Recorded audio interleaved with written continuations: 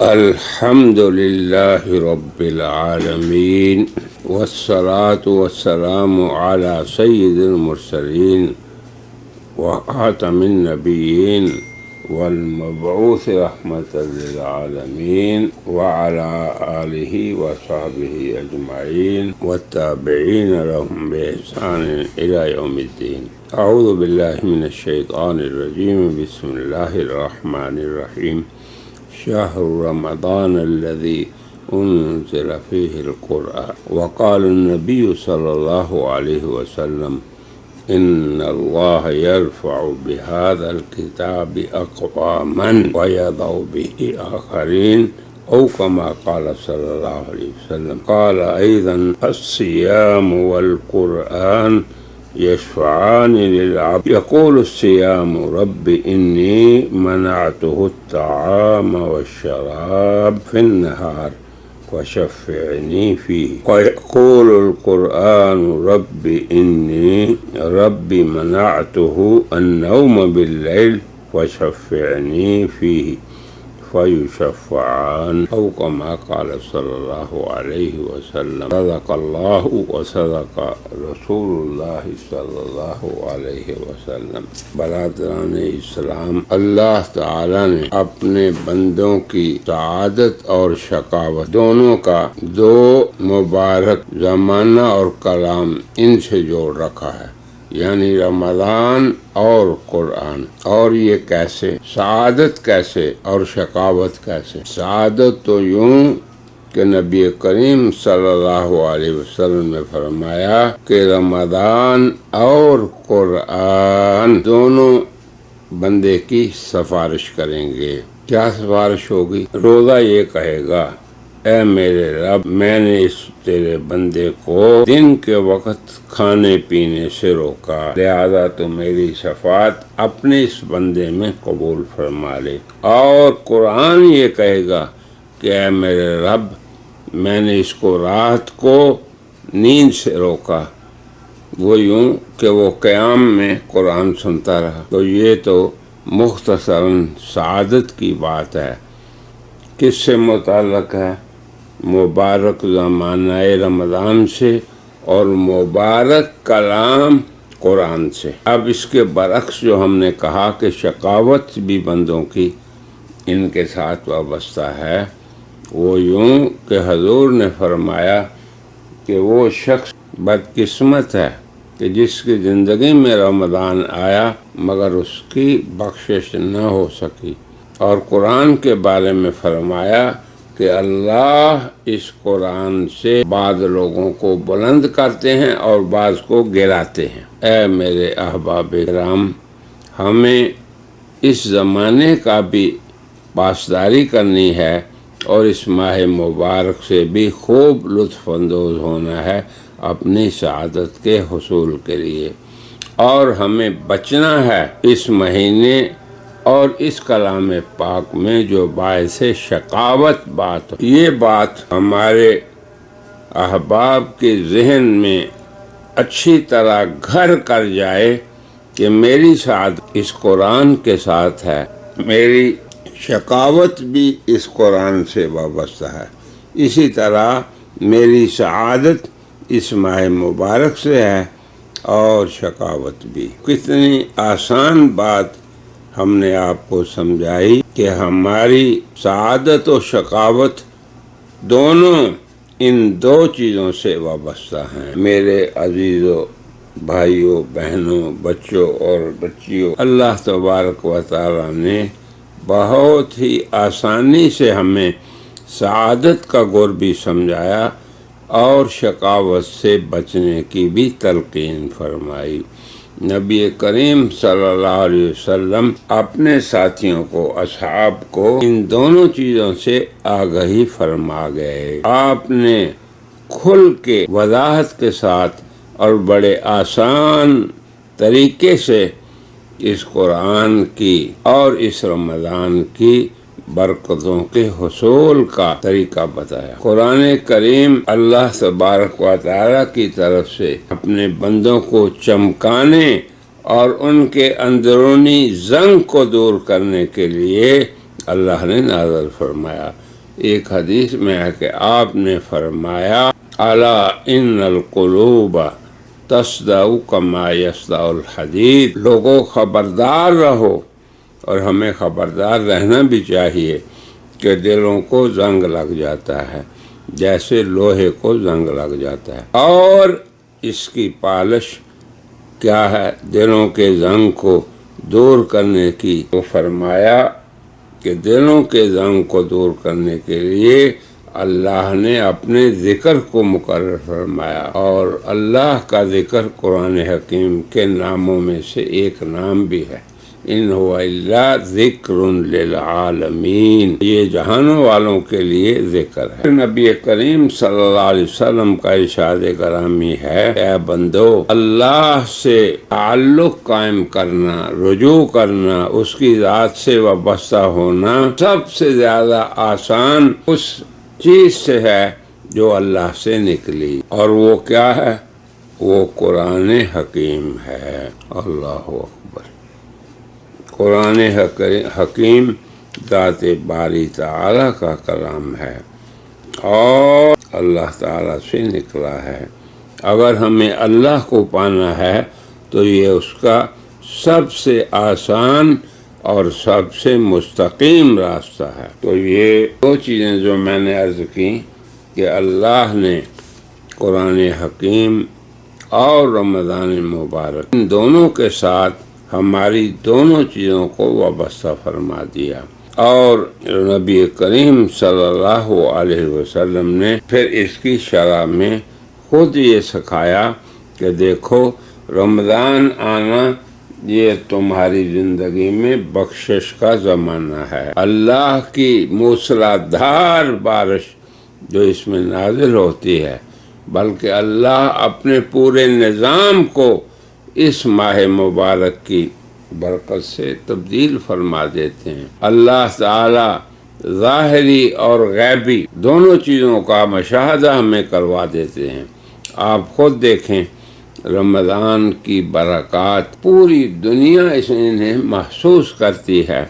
پوری دنیا کے مسلمان اس مہینے کی تیاری کر کے پھر اس کی پاسداری کے لیے تیار ہوتے ہیں۔ مشرق و مغرب، شمال و جنوب کے مسلمان جن کے ہاں اس کا چاند نکلتا ہے، اور کائنات ہستی کا کوئی جگہ اور مقام ایسا نہیں جہاں پہ یہ علم بندوں کو نہ ہو۔ اللہ سے تعلق کو قائم کرنے کے لیے ہی اللہ نے یہ دونوں چیزیں ہمیں عطا کی، یعنی قرآن بھی اور رمضان بھی۔ اب کس طرح ہم رمضان سے فائدہ اٹھا سکتے ہیں؟ اللہ نے خود فرمایا لعلکم تتقون، رمضان کی مصلحت اور مقصد یہ ہے کہ تم اہل تقوی ہو جاؤ، اور تقوی یہ ہے، بہترین تعریف حضرت علی سے جو مروی ہے وہ یہ ہے کہ القناعۃ بالقلیل، تھوڑے سے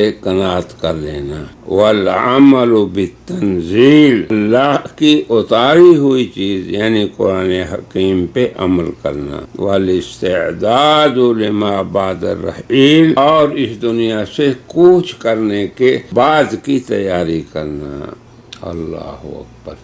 اللہ تبارک و تعالی ہمیں توفیق دے کہ اس مبارک زمانے میں ہم ماں باپ کی تیاری میں لگیں، اور آپ خود محسوس کریں کہ روزہ ایک ایسا عمل ہے جس کا سوائے اللہ کے کسی کو علم نہیں ہو۔ ایک آدمی اگر اللہ سے دھوکہ کرتا ہے، لوگوں کے سامنے نہیں کھاتا پیتا، تو وہ لوگوں سے الگ ہو کے کھا پی سکتا۔ گویا یہ عمل ایسا ہے کہ سوائے اللہ کے کوئی دوسرا نہیں جانتا۔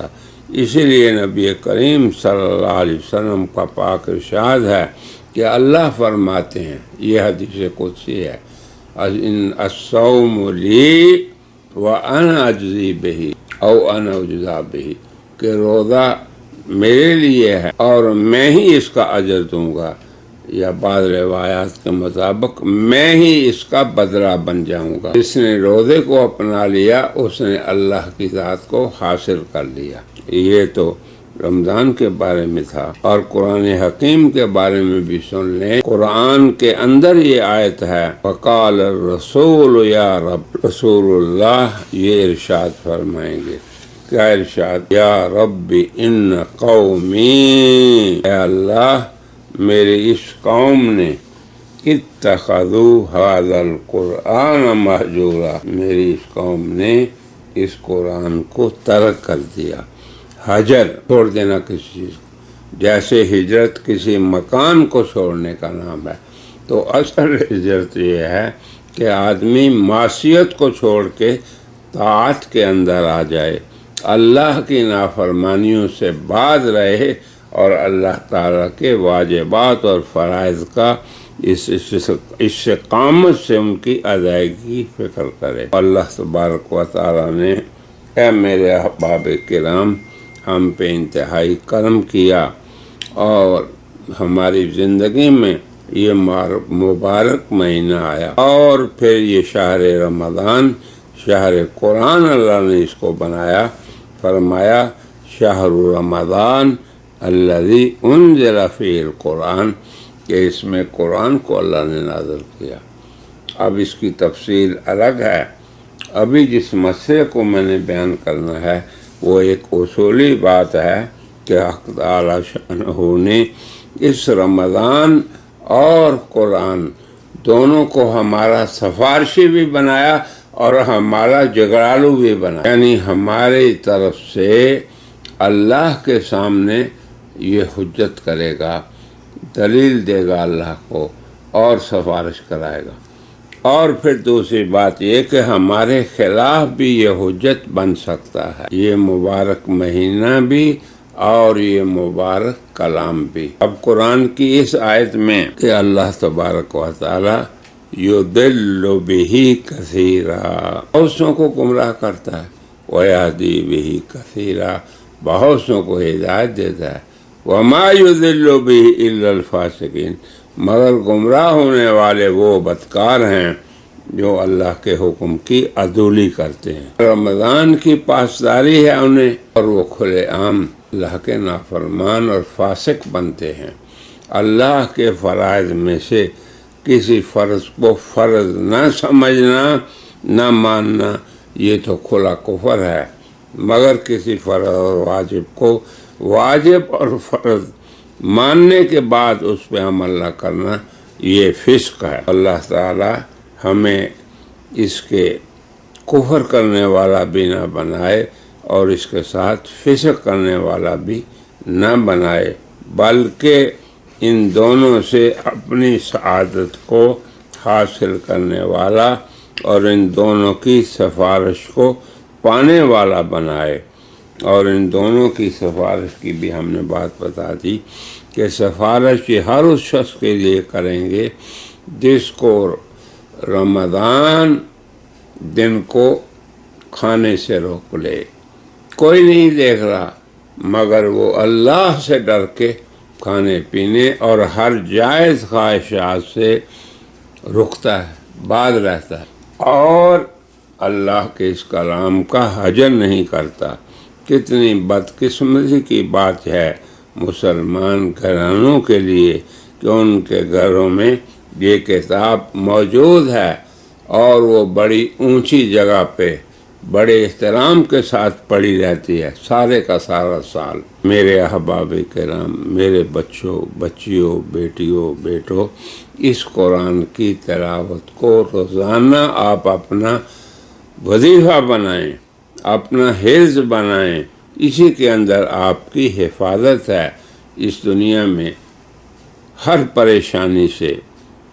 اللہ نے فرمایا قل بفضل اللہ وبرحمتہ فبذلک فلیفرحوا، تمہیں خوشی اس بات سے ملنی چاہیے کہ اللہ نے آپ کی زندگی میں اس مبارک مہینے کو تمہیں میسر کیا اور تمہارے اندر اپنے پاک کلام کو نازل فرمایا جو اول تا آخر محفوظ ہے، لا یاتیہ الباطل من بین یدیہ ولا من خلفہ، کہ نہ آگے سے باطل آ سکتا ہے نہ پیچھے سے، ایسا محفوظ کہ اگر دنیا کے تمام چھاپہ خانے ختم ہو جائیں اور تمام نسخے مٹ جائیں تو یہ سینوں میں محفوظ ہے، پورا کلام اول تا آخر۔ تو پھر کس قدر افسوس ہے کہ ہماری زندگیوں میں یہ قرآن نظر نہ آئے۔ ایک حدیث میں ہے، حضرت عائشہ سے کسی نے سوال کی کہ جناب رسول اللہ کے اخلاق کیسے تھے، تو آپ نے جواب میں فرمایا کان خلقہ القرآن، کہ قرآن آپ کا اخلاق تھا۔ پھر ایک حدیث میں ہے کہ اللہ تعالیٰ کے نبی کریم صلی اللہ علیہ وسلم نے ارشاد فرمایا نبی کریم صلی اللہ علیہ وسلم نے کہ اللہ تبارک و تعالیٰ سے تم جس قدر قرب قرآن کے ذریعے حاصل کر سکتے ہو، دنیا میں اور کوئی چیز ایسی نہیں۔ میرے احباب کرام، سبھی کے گھروں میں یہ کتاب موجود ہے، ابھی سے اس کا انتظام کریں اور ابھی سے آپ یہ قصد کریں کہ ہم نے اس رمضان میں پورا قرآن پڑھنا ہے۔ ہر بچہ، بچی، مرد اور عورت اگر روزانہ صرف ایک پارہ پڑھ لے تو ایک مہینے میں اس کا قرآن ختم ہو جائے گا۔ تو قرآن کے حجر، اس کی کتنی بڑی وعید ہے کہ جناب رسول اللہ جو سفارشی ہیں ہمارے آخرت میں، وہی ہمارے خلاف گواہی دیں۔ میرے احباب کرام، اس چیز کو ذرا سوچیں کہ جس پہ ہمارا اتقا ہے، جس پہ ہماری ڈھارس ہے، اور جو ہمارے شفیع بنیں گے روز قیامت کو، قرآن کو چھوڑنے سے وہی ہمارے خلاف گواہی دیں گے۔ وقال الرسول یا رب، اے میرے پروردگار، میری اس قوم نے قرآن کو چھوڑ دیا۔ تو یہ مبارک وقت ہے، اس مبارک وقت میں آپ فائدہ اٹھائیں، اور قرآن کو جب آپ رات کو سنیں گے قیام اللیل میں، دن کو پڑھیں گے، آپ خود اپنے دفتر میں بیٹھے ہوئے ہیں، اپنے کاروبار میں ہیں، محنت مزدوری میں ہیں، تو قرآن پڑھتے ہیں۔ قرآن کریم کو پڑھنے کے لیے وضو کی بھی ضرورت نہیں، شرط نہیں، آپ زبانی بھی اس کی تلاوت کر سکتے ہیں، اور دیکھ کے اپنے ہاتھ سے پکڑ کر، اس کے لیے طہارت ضروری ہے۔ یہ قرآن اور رمضان کا باہم جوڑ ہے، جس کا میں نے آج کی مجلس میں ذکر کیا۔ اے رحمان کے بندو، یہ آپ کے دونوں وفادار ساتھی ہیں، تو ان کے ساتھ غداری نہ کریں۔ وفاداروں کے ساتھ غداری کرنا یہ ایک گھٹیا عمل ہے۔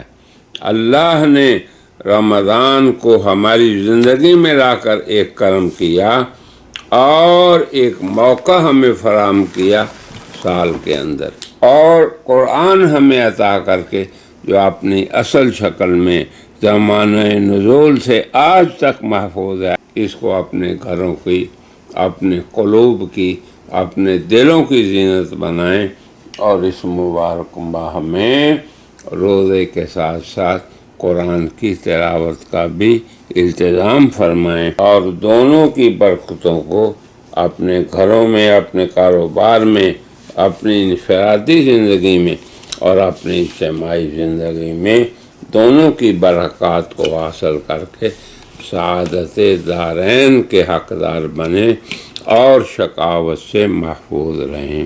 اے اللہ، اس ماہ مبارک کی برکات سے بھی ہمیں نواز، اور اپنے کلام کی برکات سے بھی ہمیں نواز۔ اس کے دن کا صیام اور رات کا قیام اے اللہ ہماری قسمت میں فرما دے۔ وآخر دعوانا ان الحمد للہ رب العالمین۔